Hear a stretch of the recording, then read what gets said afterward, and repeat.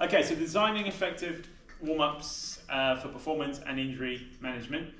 So I like to say the warm-up is an opportunity for us to start teaching these things. So most clubs are not going to have a strength and conditioning coach unless you're in an academy to deliver those things. So I think it's more about, and I understand it's more about, can we provide some information to the coaches so that we can start to sprinkle some of this stuff in the warm-ups and just teach them how to move better generally, etc. So it's an opportunity to teach. And I'm going to take you through the ramp protocol, and it's kind of a guideline as the phases of a warm-up and how we might want to structure a warm-up. So ramp protocol is goes in the following sequence. So it's raise, activate, mobilise, and potentiate. And I'll go over what this means. So the first part is raise. This is typically about 3 to 5 minutes. That's where we should be starting. And the goal with this is to increase body temperature, heart rate, respiration rate, blood flow, and joint viscosity.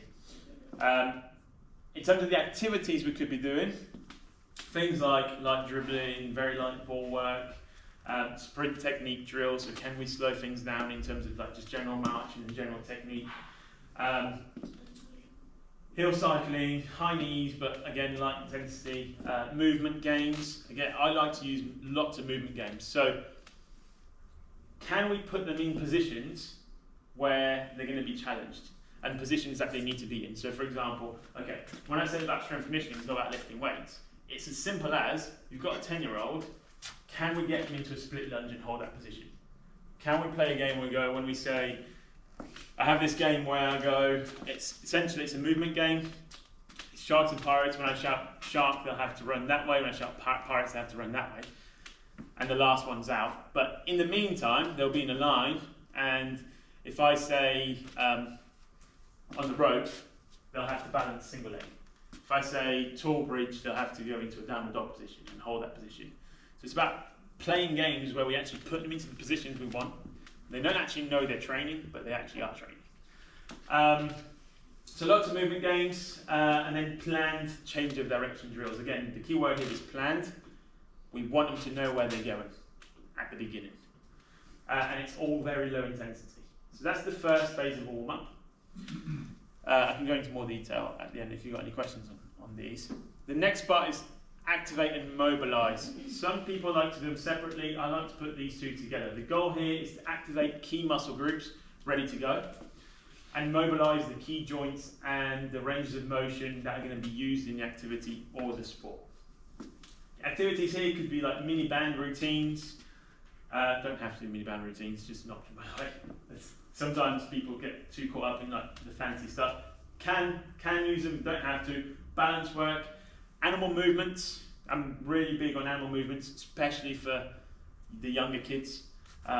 We've got like 25 different animals which work on several different things, like a bear crawl, and like, I'll give you a few examples. So for example here, if I go into here like a bear crawl, working on anti-rotation, so we're not getting to move the hips, and just getting them to move into this position, so all of a sudden getting them to push away, so you're getting protraction, you're getting them to use their core muscles, their quads, and the core, so we're not, again, the core for anti-rotation as well as bracing. Little things like that. Inchworms, for example, where they have to go down, they get stretched through the hamstring, a little bit of loading, slowly walk out without moving the hips, going all the way out. Lots and lots of different animals, and I can send you, I gave my details, I can send you some nice resources that you can utilise. Simple movements like bodyweight squats, lunges, glute bridges, sumo shuffles like sideways like this, spinal mobility exercises, flexion extension, and this will now be low to medium intensity.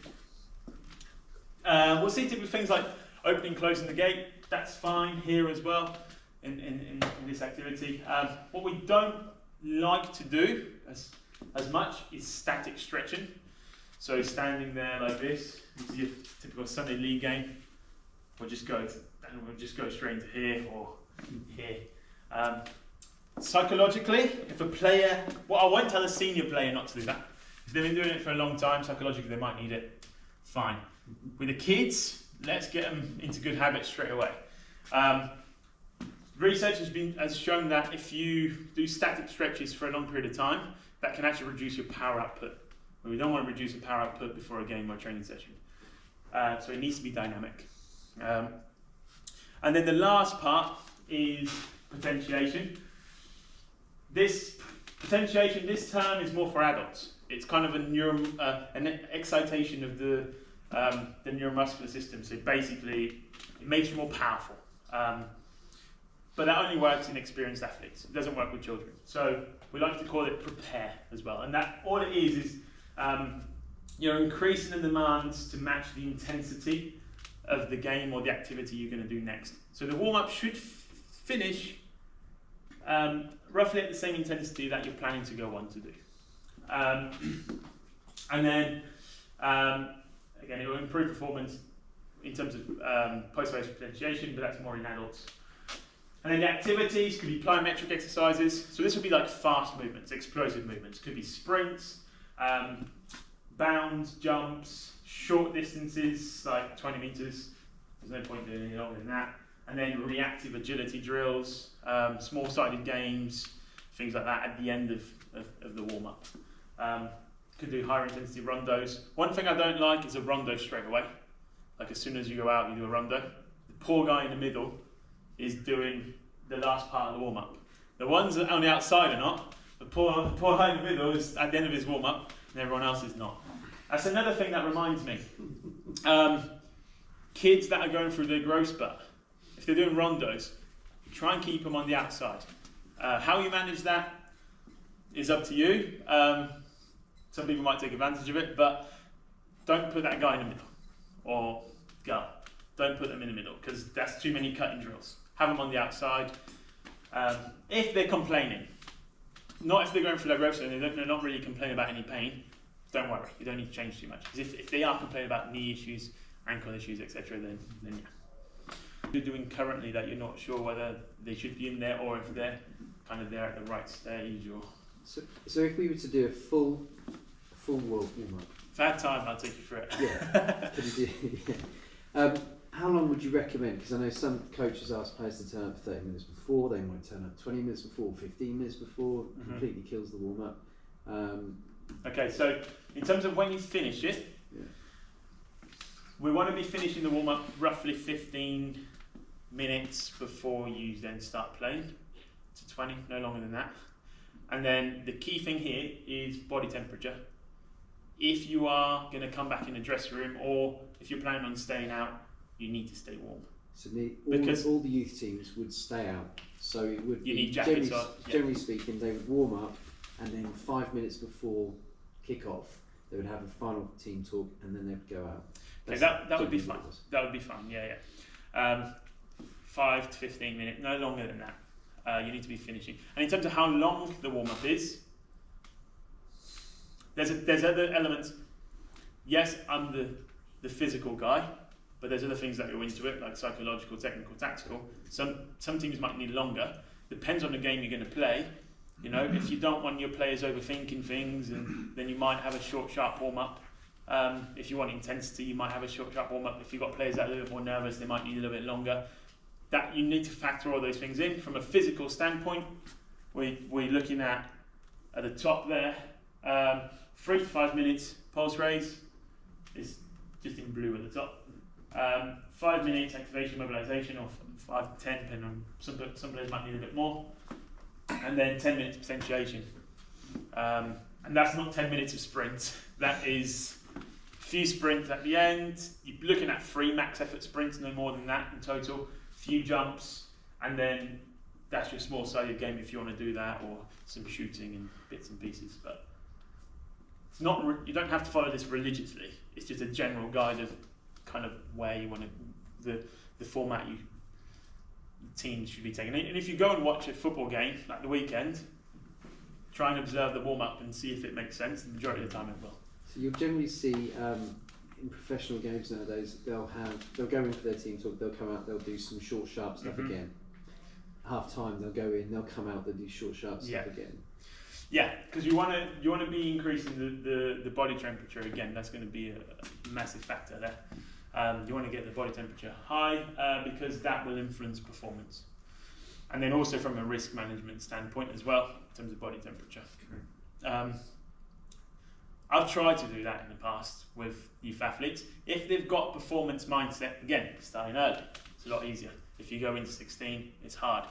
You want to be drilling a performance mindset. If they treat it seriously and they want to win and they want to perform, then the message needs to be the same from everyone. It's like, look, we're doing this to improve performance, but then it comes from an education standpoint as well. Why are we doing it? That's a big factor, not just because some athletes will go, oh, go on again, like, well, we've got to do this.